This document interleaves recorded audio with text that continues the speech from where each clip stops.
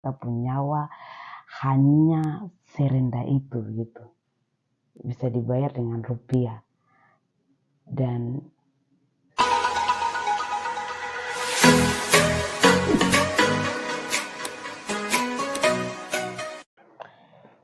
halo, shalom, selamat malam dan selamat sore, selamat apa saja siang teman-teman yang nonton video kali ini. Saya akan bahas tentang topik yang lagi panas di tanah Papua dan juga lebih khususnya di Wamena atau Jaya. Jadi saya akan bahas yaitu dengan topik atau kerusuhan di Jaya pada tanggal 23 Februari 2023 kemarin. Dan sebenarnya saya tidak tahu masalah atau tidak tahu penyebabnya seperti apa, tapi yang saya tahu atau yang saya baca di media yang bisa dipercaya, macam contohnya Info Wamena atau Jubi, itu yang saya sempat baca informasi tentang itu, ada kemungkinan atau hoax atau apa saya tidak tahu, tapi yang saya sempat baca itu tentang isunya penculikan anak. Jadi dari situ mulailah masalah ini begitu. Jadi masalahnya terjadi beberapa hari itu seperti apa, saya tidak di tempat, saya tidak tahu, tapi saya akan bahas di sini tentang pemerintah pemerintah daerah cari solusi untuk mendamaikan masalah ini gitu. Jadi saya akan bahas lebihnya ke solusi yang diambil oleh pemerintah daerah setempat di Wamena itu. Wamena di pegunungan. Jadi ada beberapa pemerintah daerah yang ambil bagian, dan juga yang kemarin ada beberapa korban itu bukan hanya dari Wamena Wamena Lembah saja, tidak, tapi ada yang dari kabupaten-kabupaten yang beda, macam contohnya Yokimo, Lanijaya, dan juga dari Nduga, itu ada. Jadi ada beberapa pemerintah daerah yang ambil bagian untuk menyelesaikan permasalahan ini begitu.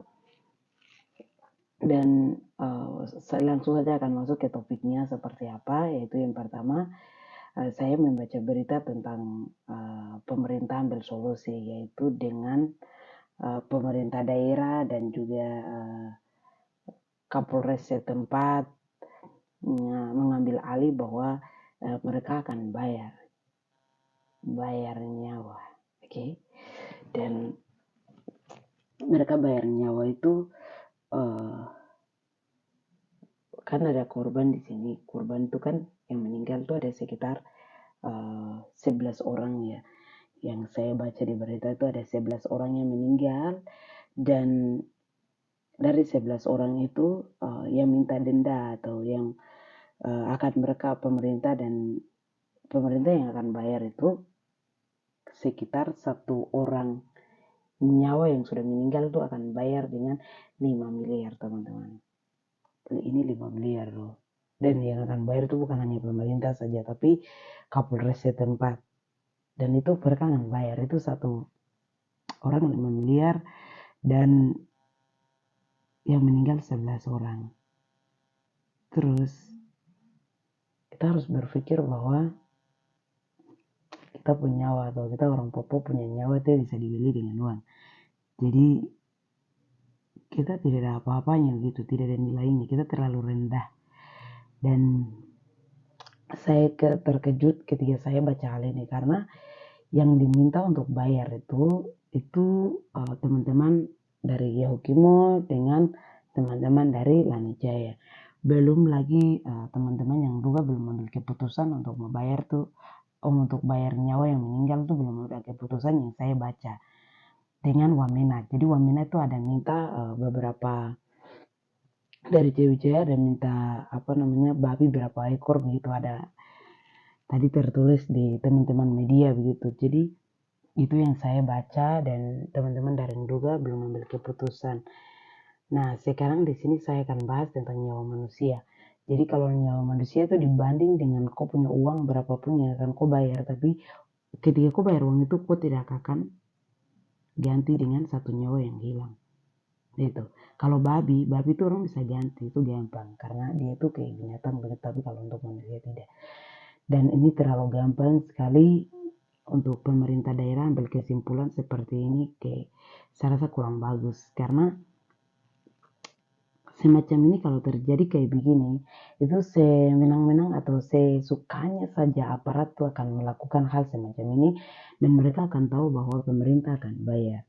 Karena itu uang negara akan turun ke situ, apalagi uang-uang mungkin militer nih, uang besar sekali. Jadi mereka berpikir bahwa mereka akan bayar, dan itu terlalu gampang, dan kita punya nyawa hanya serendah itu gitu, bisa dibayar dengan rupiah. Dan itu sakit sekali kamu. Jadi tidak bagus sebenarnya, tapi ya kita harus berpikir bahwa kita ada di negara di mana kita dijajah oleh negara begitu ya, dan itu sakit sekali. Tapi kita membicara bagaimana lagi.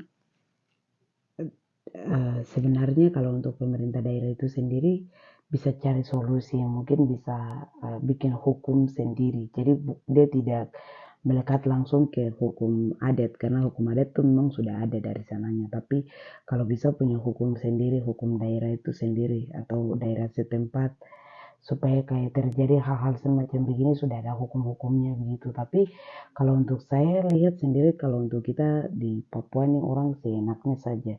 Jadi bunuh manusia itu seperti bunuh binatang begitu, karena dong tahu ketika saya bikin melakukan hal ini ya saya orang yang di backup begitu. Jadi kasihan lah kita, karena pemerintah mau bikin hukum sampai bagaimana juga untuk pemerintah daerah itu sendiri, atau mungkin kita punya mau ambil tindakan seperti apa, pemerintahan juga mereka ada di bawah tekanan, dan mereka itu ada di tengah-tengah. Mungkin masyarakat juga kena ini, dan dari pemerintah juga kena ini, jadi mereka ada di tengah-tengah yang memang susah begitu. Akhirnya mereka harus ambil solusi bagaimana caranya untuk bisa membayar korban yang meninggal ini. Jadi kalau bisa mungkin saya sarankan seharusnya itu pemerintah mungkin punya kebijakan copot pemerintah lagi Kapolres atau apa, biasanya kan seharusnya kan bisa lakukan hal-hal semacam itu, karena kan orang yang turun di lapangan itu tidak mungkin taruh tembakan kalau belum ada perintah. Karena kalau yang sudah turun ke lapangan tuh mereka hanya siap, jadi yang akan mereka jawab siap, karena itu perintah.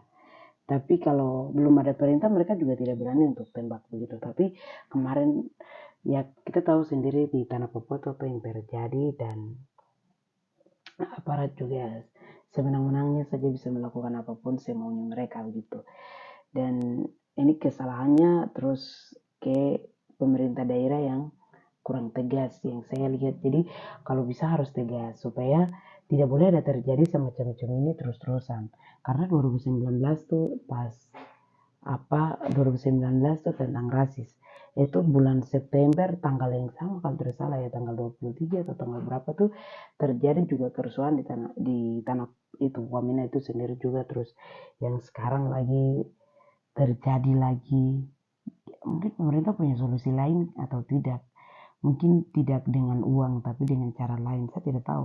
Yang jadi pemerintah pasti tahu lah seperti apa yang harus diambil, bukan hanya dengan uang, karena uang tuh bisa dicari begitu. Uang tuh siapapun bisa dicari, bisa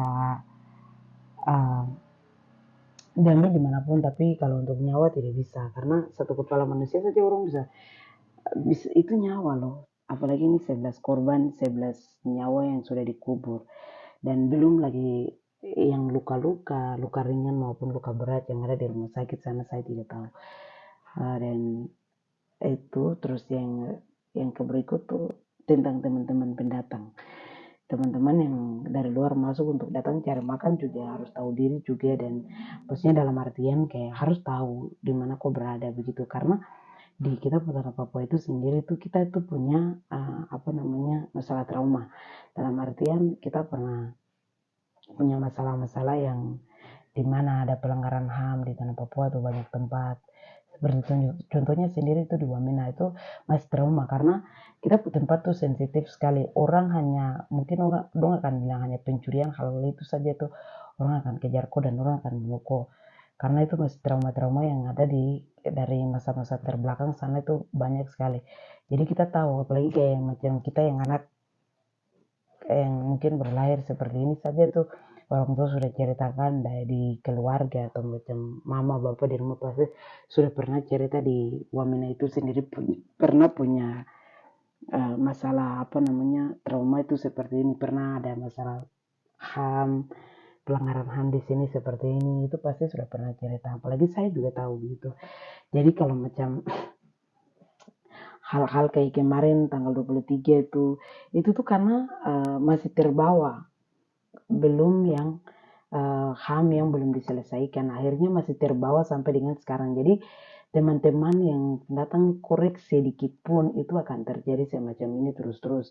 Dan juga teman-teman yang tidak tahu masalah akan jadi korban, teman-teman pendatang akan jadi korban karena uh, kita anak-anak Papua berpikir bahwa dong bikin kita begini. Jadi ketika kayak hari ini turun darah ya dorong juga akan balas dengan darah begitu. Jadi kemarin itu juga sama kan di Wamena dibilang ada apa penikaman lagi ke di kios atau apa yang mungkin teman-teman bisa lihat juga di info Wamena situ. Itu baru belum lagi masalah satu belum selesai, masalah satu lagi. Jadi orang Papua yang tiga orang apa teman-teman pendatang itu juga ada. Jadi kalau ada di tanah Papua berarti kau ada di mana dan kau harus tahu bahwa dong punya riwayat apa masa lalu atau tidak untuk apa daerah itu sendiri, karena banyak daerah Papua itu yang apa pelanggaran HAM-nya banyak sekali yang belum terselesaikan begitu. Itu untuk HAM itu sendiri. Jadi mungkin untuk pemerintah daerah kita mau pegang jabatan sampai mau setinggi langit pun sampai mau apapun tuh kasihan kita orang Papua tuh punya harga itu terlalu rendah sekali ya, terlalu rendah, dan siapapun kok bisa dibeli dengan uang begitu, dengan sah. Dan itu saya terkejut dan juga mungkin bisa dibilang kayak sakit hati, ya sakit hati karena dan kalau bilang menangis ya kita harus menangis karena kita ada di negara di mana kita dijajah begitu ya.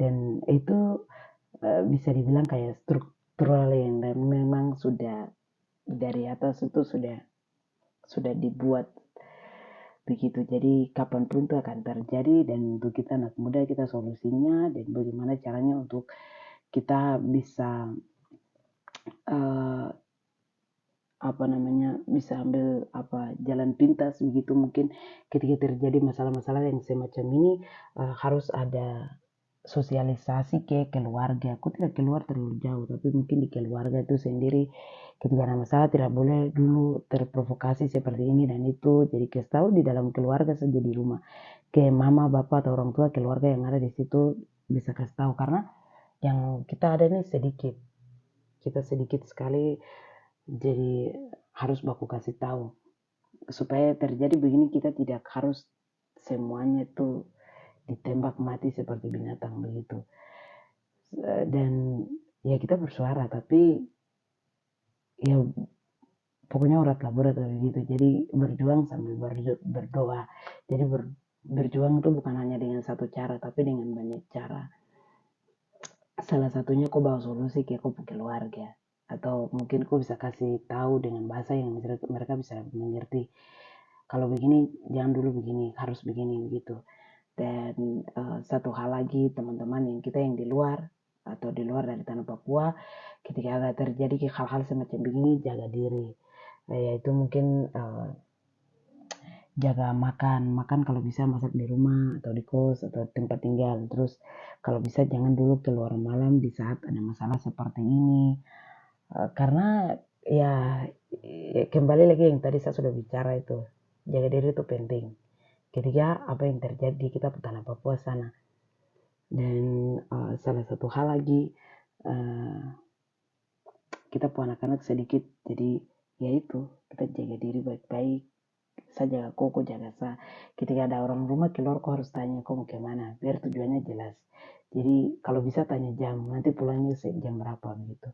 Kalau belum pulang-pulang telepon ada di mana. Itu sih yang bisa saya dapat sampaikan, karena untuk masalah ini saya tidak bisa bahas lebih banyak karena saya tidak tahu sama sekali, tapi kita bisa mengikuti sama-sama yang ada di media sosial ketika kita ada di luar dari lapangan begitu.